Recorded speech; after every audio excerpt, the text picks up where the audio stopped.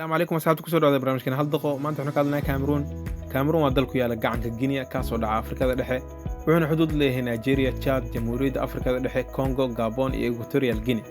waxaana caasimad u ah magaalada Yaounde tirada dadka waxa lagu qaasaa 26 milyan oo qof diinta ugu badan dadka istaan waa Christianka waxaana ku xiga diinta Islaamka luqadaha rasmiga dalkan lagu hadlana waa Ingiriiska iyo Faransiiska dalkan wuxuu ka kooban yahay 250 qowmiyadood waxaana jira ilaa 270 luqadood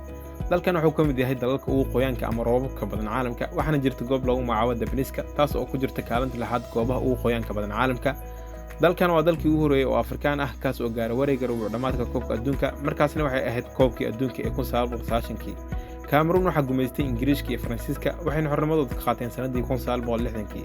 madaxweynaha haatan talada haya oo lagu magacaabo Paul Biya waa madaxweynaha labaad ugu xukunka dheer qaaradda Afrika welina waa mid kursiga ku sii fadhiya